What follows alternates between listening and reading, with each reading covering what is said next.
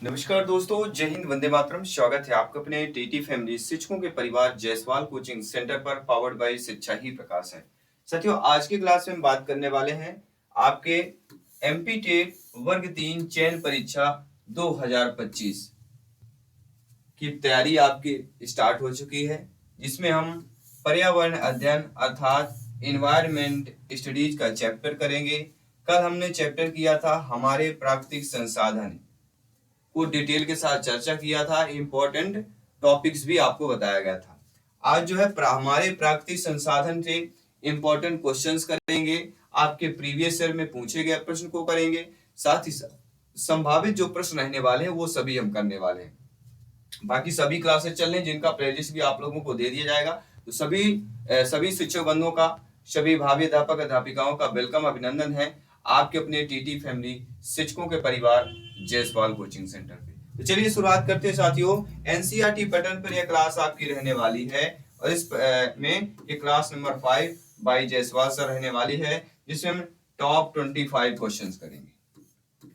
इसमें हम लाजवाब 25 प्रश्न करेंगे, जो प्रीवियस ईयर में प्रश्न भी पूछे गए वो प्रश्न करेंगे, संभावित प्रश्न करेंगे। जानिए किस प्रकार के प्रीवियस ईयर में प्रश्न पूछे गए थे। तो क्या आप सभी लोग तैयार हैं? चलिए शुरुआत करते हैं जिसमें से पहला प्रश्न आप लोगों की स्क्रीन पर ऑलरेडी आ चुका है। पहला प्रश्न देखिएगा क्या पूछा गया था, सभी लोग ध्यानपूर्वक देखिएगा। पहला प्रश्न पूछा गया है कि सतत विकास का मुख्य महत्व क्या होता है। सभी लोग बताइए, सतत विकास का मुख्य महत्व क्या होता है। पहला ऑप्शन है भावी पीढ़ी की आवश्यकताओं के लिए प्राकृतिक संसाधनों का संरक्षण करना। सेकंड ऑप्शन है तेजी से सुधार के लिए उपलब्ध संसाधनों का दोहन करना। तीसरा है उपलब्ध प्राकृतिक संसाधनों की लागत बढ़ाना। चौथा है प्राकृतिक संसाधनों के भंडार को बढ़ाना। देखिए, सतत विकास यहाँ पे क्या दिया गया है, सभी लोगों को ध्यानपूर्वक देखना है। सतत विकास का मुख्य महत्व पूछा गया है, तो आपके अकॉर्डिंग सतत विकास का मुख्य महत्व क्या होना चाहिए। चलिए सभी लोग कमेंट कीजिएगा, फीडबैक कीजिएगा, और लास्ट में ये भी बताना सभी लोगों को कि 25 में से आप लोगों का क्या स्कोर रहने वाला है, क्योंकि इस टॉपिक से 1 से 2 नंबर आपका कंफर्म होने वाला है। ठीक है, तो सतत विकास का मुख्य महत्व जो होता है कि भावी पीढ़ी की आवश्यकताओं के लिए प्राकृतिक संसाधनों का संरक्षण, क्योंकि संरक्षण करना अपने आप में पॉजिटिव होता है। तेजी से सुधार के लिए उपलब्ध संसाधनों का दोहन, तो दोहन क्या हो गया, यूज करना, तो दोहन या निगेटिव माना जाएगा। उपलब्ध प्राकृतिक संसाधनों की लागत बढ़ाना, तो लागत बढ़ाना ये भी आपका निगेटिव हो जाएगा। अगर लागत बढ़ा रहे हैं तो ये हमारा सतत विकास का मुख्य महत्व की बात करते हैं, तो वो आपका नहीं होगा। प्राकृतिक संसाधनों के भंडार को बढ़ाना, तो भंडार को बढ़ा लेना अगर प्राकृतिक संसाधन करेंगे, ये भी एक नेगेटिव। सबसे बेटर हमारा क्या है कि भावी पीढ़ी यानी जो आज की पीढ़ी है, जो आज का जनरेशन है, उसकी आवश्यकताओं के लिए प्राकृतिक संसाधनों क्या करें, हमें संरक्षण करना चाहिए। भावी मतलब आज की पीढ़ी और आने वाली पीढ़ी। हम लोग क्या करें, हमारी जो आने वाली पीढ़ी उनके लिए कुछ न कुछ संरक्षण करके चलें, अर्थात उनके लिए भी हमें क्या है, बचाना चाहिए। ठीक है, अगला प्रश्न देखिए। विश्व में सबसे तेजी से घटने वाला प्राकृतिक संसाधन कौन सा है। एमपी टेट 2024 में आया हुआ प्रश्न। क्या प्रश्न पूछा गया है कि विश्व में सबसे तेजी से घटने वाला प्राकृतिक संसाधन बताइए। चलिए सभी लोग बताइएगा कौन सा होगा, जल, वन, पवन या सूर्य का प्रकाश होगा। सभी कमेंट कीजिएगा, जिनका सपना है अध्यापक अध्यापिका बनना, शिक्षक बनना। सभी मित्रों को जय हिंद, वंदे मातरम। साथियों सभी कमेंट कीजिएगा। देखिए, विश्व में सबसे तेजी से घटने वाला अगर प्राकृतिक संसाधन की बात करते हैं, तो विश्व में सबसे तेजी से क्या आपका घट रहा है, जल, वन, पवन, सूर्य का प्रकाश और पवन, ये दो चीजें नहीं घटेगी। अब बचता क्या आपका, जल और वन। अब दोनों बताइए, विश्व में सबसे तेजी से घटने वाला प्राकृतिक संसाधन, तो प्राकृतिक संसाधन जल और वन में कौन सा सही हो जाएगा, जल और वन में हमारा क्या हो जाएगा, वन। वन क्यों हो रहा है, क्योंकि वन पेड़ पौधे क्या किए जा रहे हैं, काटे जा रहे हैं, नष्ट किए जा रहे हैं। ठीक है, इसलिए आपका वन जो है राइट आंसर हो जाएगा। चलिए देख लेते हैं अगला प्रश्न क्या कह रहा है। बहुत अच्छा प्रश्न है, संभावित प्रश्न आपके एग्जाम के लिए से ध्यानपूर्वक कमेंट करना, फीडबैक करना है। प्रश्न है, इनमें से कौन सी प्रथा वन संरक्षण में मदद करेगी? वनों की कटाई की प्रथा, वनों की कटाई पर प्रतिबंध लगाना, स्थानीय लोगों द्वारा जलाऊ लकड़ी के उपयोग में वृद्धि करना, या उद्योगों द्वारा वन उत्पादों के उपयोग में वृद्धि करना। सभी लोग बताइए, इनमें से कौन सी प्रथा वन संरक्षण में जो है मदद करने वाली है? सभी लोग कमेंट कीजिएगा, फीडबैक कीजिएगा। देखते हैं किन लोगों का सही आंसर होता है। अच्छे तरीके से कमेंट करना है, सभी को फीडबैक करना है। चलिए देखते हैं कितना यहाँ पे कमेंट आ गया है। कमेंट आ रहे हैं, बहुत बहुत धन्यवाद। इसी तरह कमेंट करते रहिए, फीडबैक करते रहिए और तैयारी जारी रखिए, क्योंकि सिलेक्शन यहाँ पे 101% सर्वोपरि है। इनमें से कौन सी प्रथा है जो वन संरक्षण में सहायता करेगी? किसकी बात करेंगे? वन संरक्षण में। तो वन संरक्षण में हमारी मदद कौन सी करेगी? सभी लोग आंसर बताइएगा। तो हमें क्या करना है? वनों की कटाई में क्या करेंगे? प्रतिबंध लगाएंगे। वनों की कटाई में प्रतिबंध लगेगा तो वन संरक्षण में क्या है? मदद मिलेगी। इसलिए आपका राइट आंसर हो जाएगा। अगला प्रश्न है जो एमपी टेट 2022 में आया हुआ प्रश्न था। क्या प्रश्न पूछा गया था ये देख लेते हैं और आप लोगों का फीडबैक भी जान लेते हैं। प्रश्न पूछा गया था कि निम्नलिखित में से कौन जो है ईवीएस के व्यापक विषयों के अंतर्गत नहीं आता है? सभी लोग बताइए, यानी ईवीएस के अंतर्गत व्यापक विषय के अंतर्गत कौन कौन आता है? एमपी टेट 2022 में आया हुआ प्रश्न। ईवीएस के व्यापक विषयों के अंतर्गत कौन नहीं आता है? कौन नहीं आता है, यानी आपसे पता होना चाहिए कौन कौन आता है। सभी लोग बताइए, सभी लोग फीडबैक कीजिए। जी हाँ साथियों, देखिए यहाँ पे ईवीएस में व्यापक विषय में पौधे आते हैं, आश्रय आता है, चीजें जो हम बनाते हैं और करते हैं आता है। लेकिन परिवार और रिश्तेदार, तो रिश्तेदार जो शब्द दे दिया गया ये हमारे क्या है? ईवीएस के व्यापक विषय के अंतर्गत नहीं आता है। बाकी पौधे आएंगे, आश्रय आएंगे, चीजें हम बनाते हैं और करते हैं, ये आ जाएंगे। सभी लोग समझ गए अच्छे तरीके से? सारे एनसीईआरटी बेस्ड क्वेश्चन जो पूछे गए थे आपके शिक्षक भर्ती में, वो सारे प्रश्न कर रहे हैं, संभावित प्रश्न कर रहे हैं। तो ध्यानपूर्वक समझना है, सभी को फीडबैक करना है। अगला प्रश्न देखिएगा। अगला प्रश्न दिया गया है, कौन सा विकल्प ऊर्जा स्रोतों के रूप में जीवाश्म ईंधन का उपयोग करने के नुकसान की व्याख्या करता है? क्या प्रश्न दिया गया है? प्रश्न पूछा गया है इनमें से कि कौन सा विकल्प ऊर्जा स्रोतों के रूप में जीवाश्म ईंधन का उपयोग करने के नुकसान की व्याख्या करता है?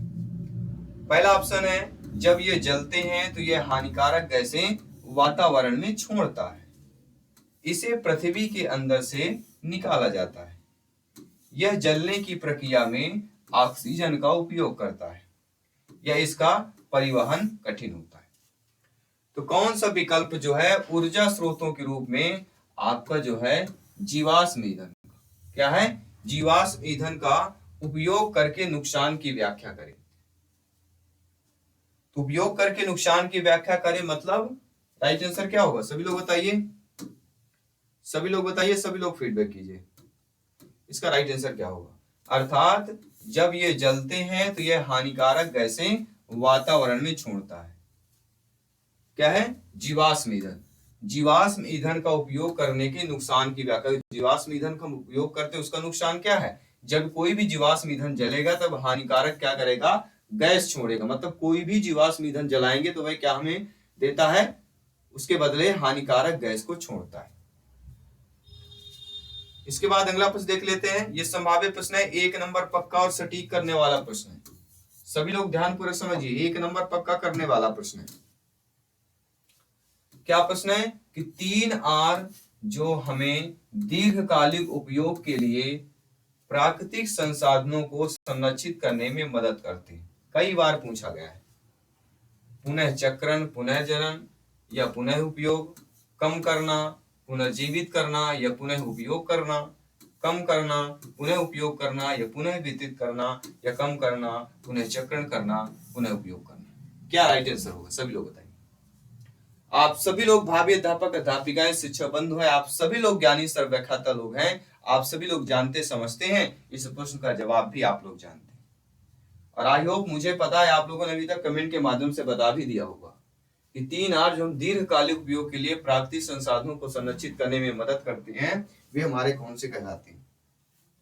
सभी लोग बताइए। बहुत बहुत धन्यवाद। इसका राइट आंसर क्या हो जाएगा साथियों?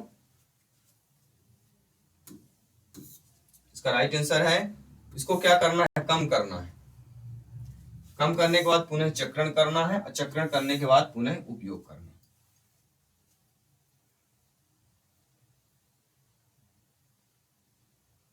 चलिए, अगला प्रश्न आ चुका है कि भावी पीढ़ियों के लिए प्राकृतिक संसाधनों के संरक्षण हेतु इनमें से कौन सा सतत विकास का उदाहरण है?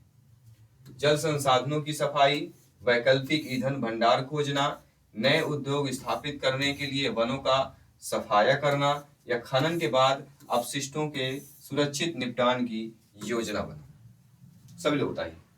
भावी पीढ़ियों के लिए प्राकृतिक संसाधन के संरक्षण हेतु कौन सा सतत विकास का उदाहरण होगा? ये सारे संभावित प्रश्न है, कोई भी प्रश्न पूछा जा सकता है, हर एक प्रश्न आपका इंपॉर्टेंट प्रश्न। तो भावी पीढ़ी यानी आने वाली जो पीढ़ी है, उसके लिए प्राकृतिक संसाधनों के संरक्षण के लिए कौन सा सतत विकास का उदाहरण होगा? तो सतत विकास का जो हमारा उदाहरण होता है कि खनन के बाद क्या करें? अपशिष्टों को सुरक्षित निपटान की योजना भी बनाने। क्या करना है आपको? खनन के बाद जो अपशिष्ट होते हैं उनको सुरक्षित निपटाए, उसकी योजना बनाना बहुत जरूरी। क्योंकि अगर आप नए उद्योग में स्थापित करने में वनों का सफाया कर देंगे तो ये तो नेगेटिव हो जाएगा। वैकल्पिक ईंधन भंडार खोजें या जल संसाधनों की सफाई करें, ये भी हो सकता है। क्योंकि सतत विकास के लिए सबसे आपका ऑप्शन 4th ऑप्शन सही हो जाएगा, क्योंकि सतत विकास के लिए दिया गया। इसमें कई सारे ऑप्शंस आपको फर्स्ट सेकंड करेंगे, और ये सारे संभावित प्रश्न इसलिए ध्यानपूर्वक समझिएगा, अपने आप में क्वेश्चन इंपॉर्टेंट है ये सभी। अगला प्रश्न है कि निम्नलिखित में से कौन सा प्राकृतिक संसाधन नहीं है? यानी आपको हमने बताया था प्राकृतिक संसाधन, इनमें से आपके प्राकृतिक संसाधन कौन कौन से हो जाएंगे? सभी लोग बताइएगा। प्राकृतिक संसाधन, आम का पेड़ हो जाएगा, सांप हो जाएगा, पवन हो जाएगा, या लकड़ी का घर। यानी हमें कुछ नहीं करना, जो प्रकृति से हमें मिलता है। तो प्रकृति से हमें क्या मिलता है? देखिए, प्रकृति से आम का पेड़, सांप, पवन, लकड़ी का घर। तो पवन क्या है? पवन एक हवा है, पवन एक वेग है,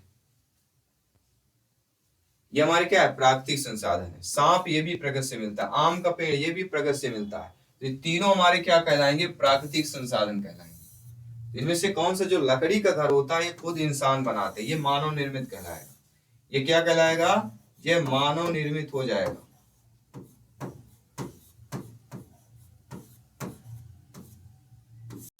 ठीक है, ये मानव निर्मित कहला जाएगा, इसलिए लकड़ी का घर या प्राकृतिक संसाधन नहीं कहलाएगा।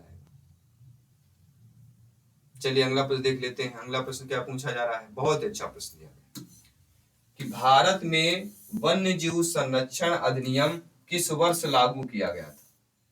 सभी लोग बताइए, भारत में वन्य जीव संरक्षण अधिनियम कब लागू किया गया था?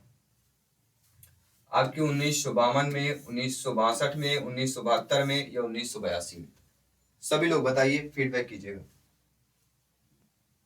भारत में वन्य जीव संरक्षण अधिनियम कब लागू किया गया?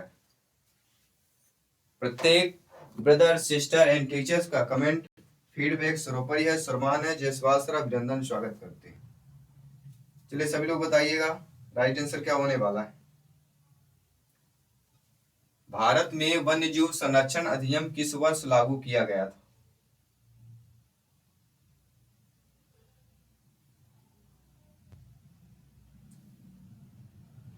सभी लोग जानते हैं कब लागू हुआ है? 1972 में। आपका आंसर आ चुका है, हमें आपका आंसर प्राप्त हो चुका है 1972 में।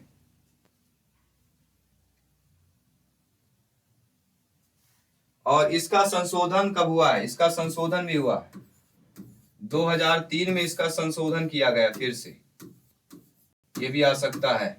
इसका संशोधन कब हुआ है?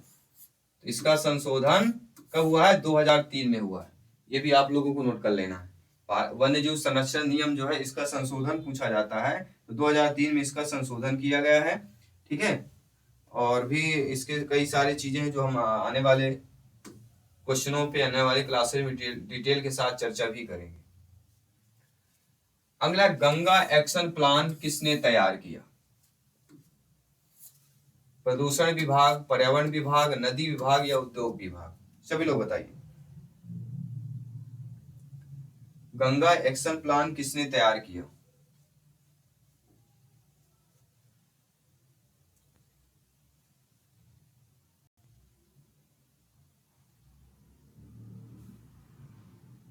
तो राइट आंसर आ चुका है साथियों। राइट आंसर इसका क्या हो जाएगा? गंगा एक्शन प्लान जो है पर्यावरण विभाग ने तैयार किया। किसने तैयार किया है? पर्यावरण विभाग ने तैयार किया। और इसकी अगर बात आता है तो कब हुआ था ये? 1986। कब की बात है? गंगा एक्शन प्लान 1986 की बात करूंगा। और उस समय भारत के तत्कालीन प्रधानमंत्री आपके राजीव गांधी जी थे। क्या थे? राजीव गांधी जी तत्कालीन प्रधानमंत्री उस समय के थे। और 1986 की बात है। उन्होंने जल गुणवत्ता के सुधार के मुख्य उद्देश्य के साथ ये चीजें हुई थी। तो यहाँ पे पर्यावरण विभाग ने किया था, ये आपको नोट कर लेना। बहुत ही सिंपल सा प्रश्न पूछा गया। अगला प्रश्न देखिएगा। अगला प्रश्न है, निम्नलिखित में से किस स्थान पर रॉयल बंगाल टाइगर पाए जाते हैं? जी हाँ साथियों, Mahanadi delta, Godavari delta, Kaveri delta या सुंदरवन डेल्टा हो जाए। सभी लोग बताइए राइट आंसर क्या होगा? निम्नलिखित में से किस स्थान पर रॉयल बंगाल टाइगर पाए जाते हैं? रॉयल बंगाल टाइगर, सभी लोग बताइए कौन सा होगा सही? तो रॉयल बंगाल टाइगर की बात कर रहे हैं।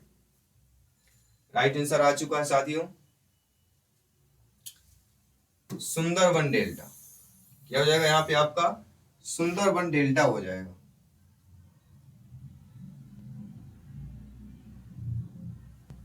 इसे एक और नाम से जाना जाता है। किस नाम से जाना जाता है? इसको आपके गंगा डेल्टा के नाम से भी जाना जाता है। ठीक है, इसको गंगा डेल्टा के नाम से भी जानते हैं, सुंदरवन डेल्टा। अगला प्रश्न देखिएगा। निम्नलिखित में से किस राज्य में गंगा का उद्गम होता है? जम्मू कश्मीर, हिमाचल प्रदेश, उत्तराखंड या इनमें से कोई भी? सभी लोग बताइए, किस राज्य में गंगा का उद्गम होता है?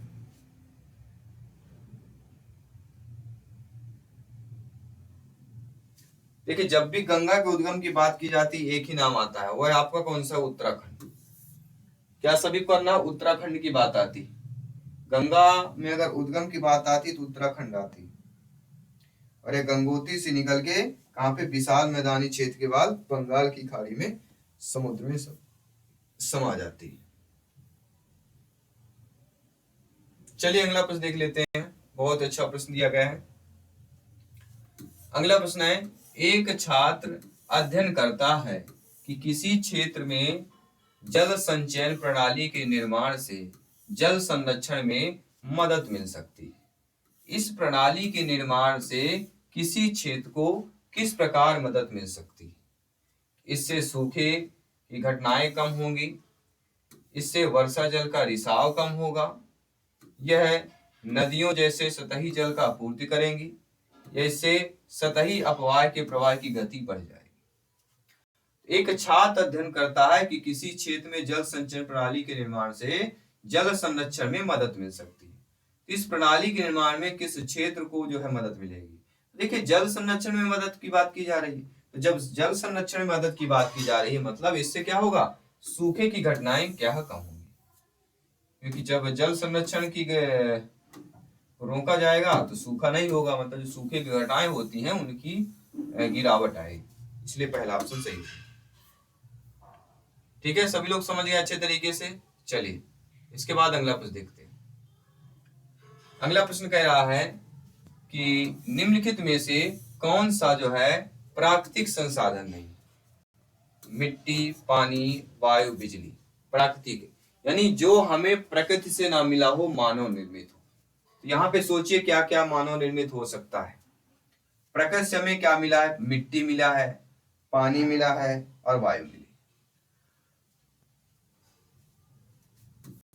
प्रकृति ने हमें मिट्टी दी है, पानी दी है और वायु दिया है, लेकिन बिजली हमने मानव निर्मित ने तैयार की। बिजली जो आज चल रही है, लाइट चल रही है, ये मानव निर्मित है। इसको मानव निर्मित हम करेंगे, ठीक है।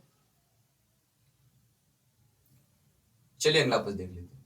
सभी कमेंट करते रहिए। प्रत्येक ब्रदर सिस्टर का, टीचर का, प्रत्येक अध्यापक अध्यापिकाओं का एक एक कमेंट फीडबैक सर्वोपरि है, सम्मान है। जायसवाल सर आप सभी का अभिनंदन और स्वागत करते हैं। ठीक है, तो प्रश्न आ चुका है। प्रश्न क्या कह रहा है कि निम्नलिखित में से कौन सा भारत का बायोस्फीयर रिजर्व है? गिर, नीलगिरी, कन्हेरी या उपरोक्त में से कोई नहीं। अब भारत का बायोस्फीयर रिजर्व पूछा गया है, सभी लोग बताइए।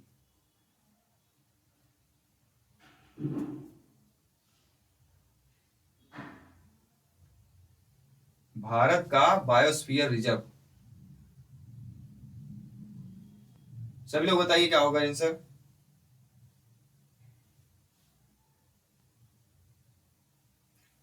देखिए नीलगिरी की बात करेंगे। अगर भारत में टोटल बायोस्फीयर रिजर्व की बात करते हैं, भारत में कुल कितने बायोस्फीयर रिजर्व हैं? भारत में कुल 18 बायोस्फीयर रिजर्व। कितने हो जाएंगे साथियों? भारत में आपके कुल 18 बायोस्फीयर रिजर्व कहला जाते हैं। और आपके इसमें नीलगिरी, सुंदरवन भी आता है, सुंदरवन भी आपका आ सकता है, मन्नार की खाड़ी भी आपकी आ सकती है। क्या है? मन्नार की खाड़ी। ये हमारे क्या है? ये हमारे बायोस्फीयर रिजर्व है। चलिए अगला प्रश्न देखिए। अगला प्रश्न देखिएगा और कमेंट कीजिएगा सभी लोग। क्या है प्रश्न पूछा गया है? देखिए सभी लोग कमेंट कीजिए कि गंगा कार्य योजना कब शुरू की गई थी? 1980, 1982, 1984 या 1986? गंगा कार्य योजना कब शुरू की गई? सभी लोग बताइए, ध्यानपूर्वक कमेंट कीजिए। आपका प्रत्येक कमेंट फीडबैक सर्वोपरि है, सम्मान है। जयसवाल सर अभिनंदन स्वागत करते हैं। गंगा कार्य योजना कब शुरू की गई?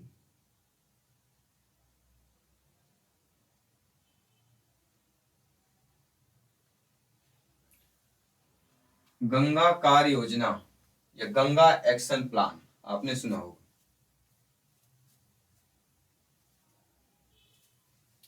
तो यहाँ पे 1986 दिया गया है, डी वाला ऑप्शन सही हो जाएगा।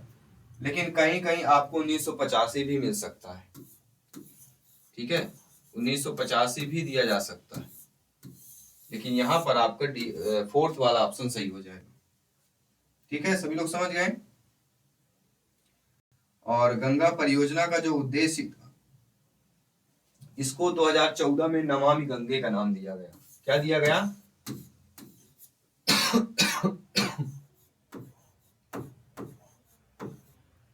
नमामि गंगे का नाम दिया गया। कब दिया गया? 2014 में। 2014 में नमामि गंगे का इसी का नाम रूप दिया गया। ठीक है, इसके बाद अगला प्रश्न देखिए। अगला प्रश्न दिया गया है कि मीठे पानी के पौधे और जानवरों के जीवन के लिए सबसे अनुकूल पीएच रेंज। अब यहाँ पे पीएच रेंज दिया गया है। अब पीएच रेंज सभी को बताना है ध्यानपूर्वक, ठीक है। मीठे पानी का कैसे बताना? मीठे पानी के पौधे और जानवरों के जीवन के लिए सबसे अनुकूल पीएच मान क्या होता है? 6.5 से 7.5, 2 से 3.5, 3.5 से 5 तक, या 9 से 10.5 तक हो। मीठे पानी के पौधे और जानवरों के जीवन के लिए सबसे अनुकूल पीएच मान क्या होता है?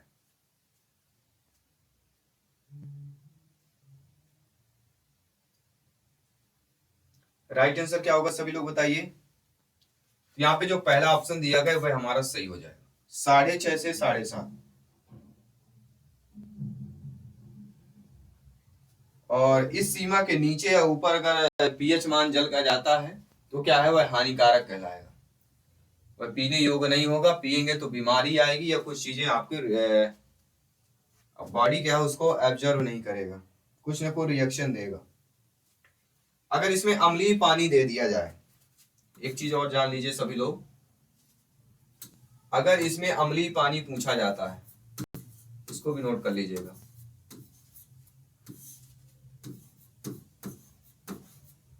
अम्लीय पानी और क्षारीय पानी।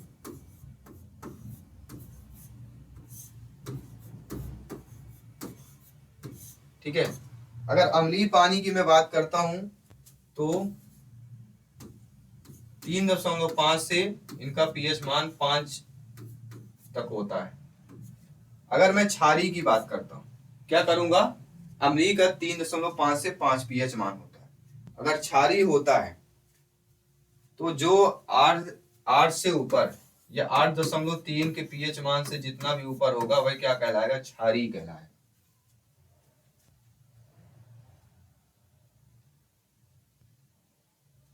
सभी लोग समझ गए ना पीएच मान। इससे प्रश्न जरूर आता है, कई बार पूछा गया, रिपीट भी होता है, इसलिए समझिएगा ध्यान। अगला, उष्णकटिबंधीय वर्षा वन वर्षा प्राप्त करने वाले क्षेत्रों में अच्छी तरह से विकसित होते हैं। क्या क्या विकसित होते हैं, सभी लोग बताइए। उष्णकटिबंधीय वर्षा वन वर्षा प्राप्त करने वाले क्षेत्रों में अच्छी तरह से विकसित होते हैं। कितने सेंटीमीटर विकसित होते हैं, सभी लोग बताइए। और सभी लोगों को कमेंट भी करना है। 70 सेंटीमीटर, 200 सेंटीमीटर, 150 सेंटीमीटर, 100 सेंटीमीटर या 70 सेंटीमीटर। 4 बेहतरीन लाजवाब आपके ऑप्शंस दिए गए, सभी लोग बताइए कौन से आंसर आपका सही होने वाला है।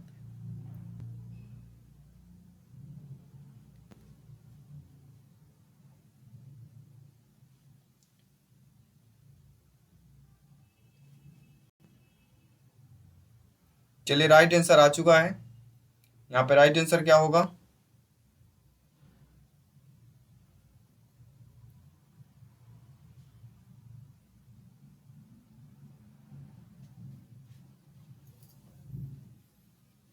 तो यहाँ पे राइट आंसर 200 सेंटीमीटर। क्या हो जाएगा साथियों, 200 सेंटीमीटर। फर्स्ट ऑप्शन सही हो जाएगा। किसी को डाउट हो बेफिक्र कमेंट कर सकते हैं। आपका प्रत्येक कमेंट फीडबैक सर्वोपरि है, सम्मान है। जायसवाल सर आप सभी का अभिनंदन और स्वागत करते हैं। साथियों, कौन से प्राकृतिक संसाधन सदैव, जी हाँ, सदैव उपलब्ध रहते हैं। ऐसा प्राकृतिक संसाधन का नाम बताना जो आपके लिए हमेशा, सदैव का मतलब होता है हमेशा, 24 आवर्स आपके लिए उपलब्ध रहते हैं। पहला, संसाधन सक्षम करें, गैर नवीकरणीय संसाधन, नवीकरणीय संसाधन या इनमें से कोई नहीं। सभी लोग बताइए।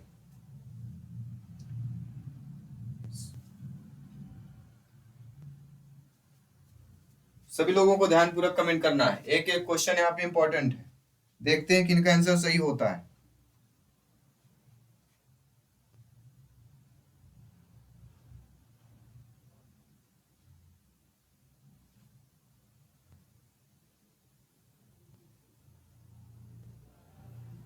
कौन से प्राकृतिक संसाधन सदैव उपलब्ध रहते हैं, ये हमारे कहलाते हैं आपके नवीकरणीय संसाधन। क्या हो जाएगा साथियों, नवीकरणीय। जिन्होंने सी ऑप्शन किया है बहुत अच्छा किया है। नवीकरणीय संसाधन में कौन कौन आते हैं, सौर ऊर्जा, हवा, पानी। क्या होता है, हवा हो गया, पानी हो गया, जो आपको 24 आवर्स मिलेंगे। हवा, पानी, सूर्य का प्रकाश या सौर ऊर्जा, ये भी बोल सकते हैं। ये क्या हमेशा के लिए आपके लिए उपलब्ध रहेंगे। ये हमारे क्या जाएंगे, प्राकृतिक संसाधन अर्थात नवीकरणीय संसाधन पे आ जाते हैं, जो लगातार उपलब्ध आपके लिए रहते हैं। सौर ऊर्जा, हवा, पानी, याद रखिएगा। अगला प्रश्न, संसाधन की आपूर्ति सीमित है और मनुष्य द्वारा इसका दोहन किया जा रहा है। गैर नवीकरणीय संसाधन, संसाधन सक्षम करें या ए और बी दोनों करें या नवीकरणीय संसाधन। सभी लोग बताइए। संसाधन की आपूर्ति सीमित है और मनुष्य द्वारा इसका दोहन किया जा रहा है। अब दोहन करने में कौन सा आएगा, सभी लोग बताइए। इनमें से आपका कौन सा आंसर सही हो जाएगा, ध्यानपूर्वक कमेंट करना सभी को।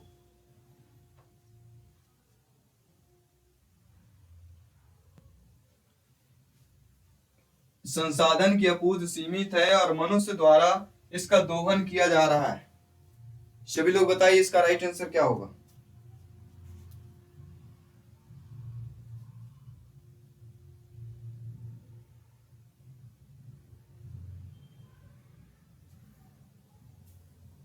जब हम पिछला जान चुके हैं नवीकरणीय संसाधन वो होते हैं, तो दोहन वाले हमारे क्या आगे गैर नवीकरणीय संसाधन पे आ जाएंगे। क्या हो जाएंगे? हमारे गैर नवीकरणीय संसाधन हो जाएंगे। और ये गैर नवीकरणीय संसाधन कौन कौन से होते हैं सभी लोग बताइए।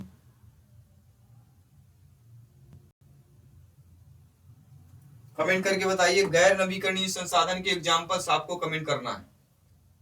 चलिए फटाफट करेंगे, 4-5 क्वेश्चन और बचे हुए हैं। इस क्लास को कंटिन्यू करते हैं, कंप्लीट करते हैं और आपका फीडबैक जानेंगे कि आप लोगों ने 25 में से कितना स्कोर प्राप्त किया। प्रश्न है, सबसे सीमित संसाधन क्या होता है? सबसे सीमित वायु, नमक का पानी, मिट्टी या भूमि। बेहतरीन प्रश्न है, देखने को बहुत ही सरल और आसान प्रश्न है, लेकिन जब जवाब देने की बात आती तो चारों ऑप्शन आपको सही दिख रहे होंगे और इसी प्रकार के एग्जाम में प्रश्न आते हैं। चलिए ध्यानपूर्वक समझिएगा और फीडबैक कीजिएगा, क्योंकि तैयारी A to Z 101% करना है। यहाँ पे 101% इसलिए करना है, क्यों करना है? क्योंकि यहाँ पे सिलेक्शन सर्वोपरि है। सिलेक्शन 101% पाना है तो आपको तैयारी भी लाजवाब करनी पड़ेगी। अर्थात सबसे सीमित आयु भूमि, यहाँ पे मिट्टी हो जाएगी। अब देखिए भूमि और मिट्टी दी गई है, तो भूमि में मिट्टी बस नहीं, पेड़ पौधे सभी आ जाते हैं। 4 भाग में 3 भाग पानी है पूरे पृथ्वी में, केवल एक ही भाग है जहाँ पे स्थल है, बाकी जंगल पहाड़ सब इसी में आ जाते हैं। तो सबसे सीमित संसाधन भूमि को कहलाएगी यहाँ पे। ठीक है, चलिए अगला प्रश्न देखते हैं। अगला प्रश्न है, कौन से संसाधन इसमें जीवित हैं? पक्षी और जीव, पौधे और कीट, पशु और स्तनधारी या पौधे, पशु और सूक्ष्म जीव। जीवित संसाधन के नाम बताइए।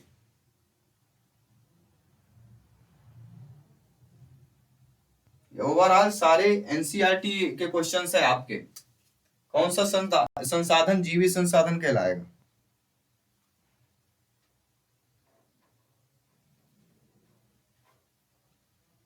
और ये सारे क्वेश्चनों के आंसर जो दे पाएगा वाकई में समझिए कि राइट आंसर हमारा क्या होने वाला है? पौधे हो जाएंगे, पशु हो जाएंगे, सूक्ष्म जीव हो जाएंगे।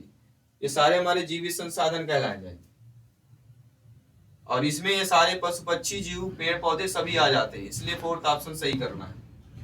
अगला प्रश्न है, वे संसाधन है जो निर्जीव वस्तुओं से बनते हैं।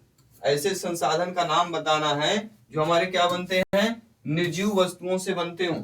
सभी लोग यहाँ पे बताइएगा, नवीकरणीय, अजैविक, जैविक या गैर नवीकरणीय संसाधन क्या बोला जाता है?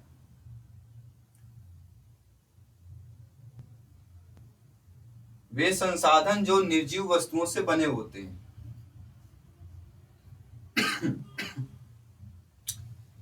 देखिए जब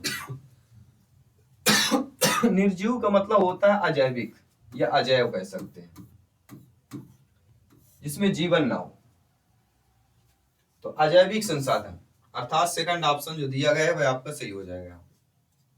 सभी लोग समझ गए अच्छे तरीके से? चलिए बहुत बहुत धन्यवाद सभी का समझने के लिए, फीडबैक करने के लिए। अगला प्रश्न लाजवाब प्रश्न आ चुका है, बहुत अच्छा प्रश्न है कि जीवित संसाधनों को और क्या कहा जाता है?